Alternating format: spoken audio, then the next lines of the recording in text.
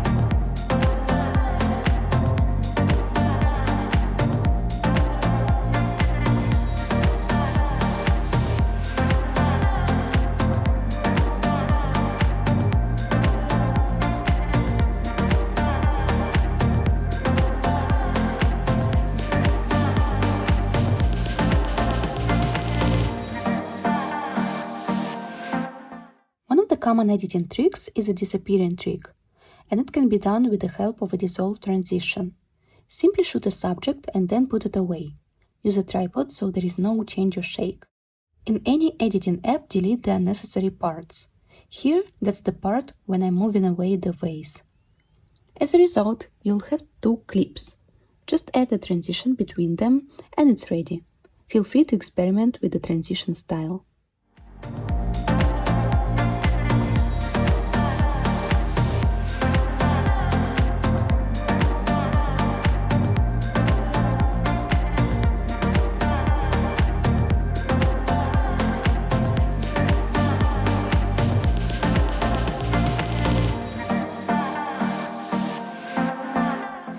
But when I shoot, I usually prefer to film the transitions by myself, so it's looking more natural.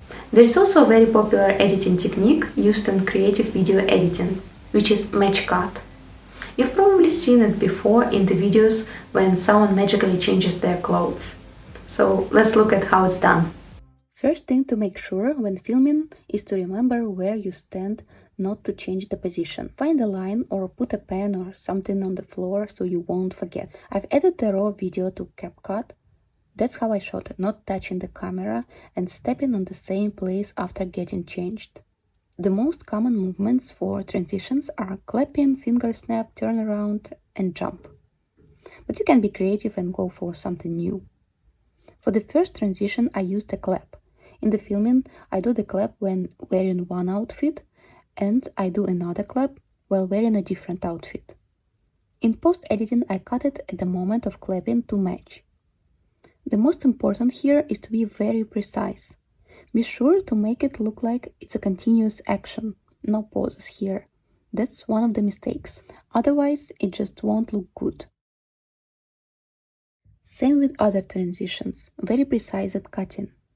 Better to just film it all over again if you see that it doesn't match.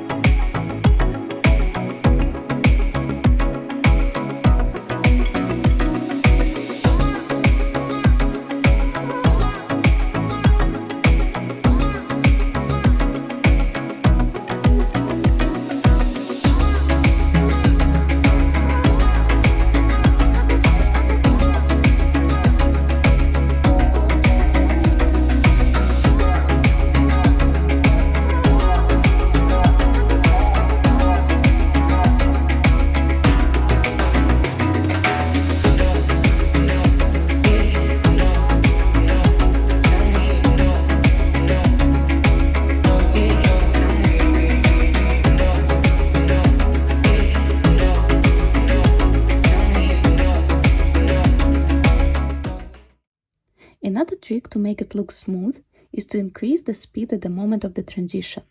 Go to curves and increase the speed of the end part of the clip before the transition happens. And also increase the speed of the beginning part in the second clip. So the transition will happen quicker and there'll be less time for a viewer to notice any inaccuracies.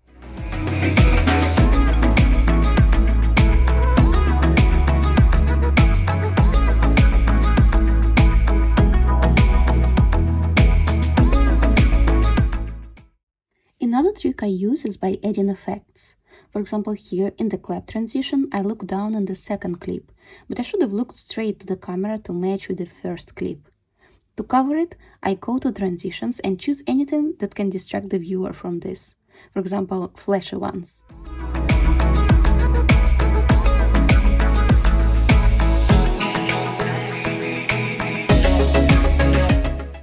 I also might use effects. Shaky ones, for example, to create a good distraction too. Just place it under the cut and adjust the length. But here I'll probably go for something else as the shake still doesn't cover that, so I'll get back to the list of transitions.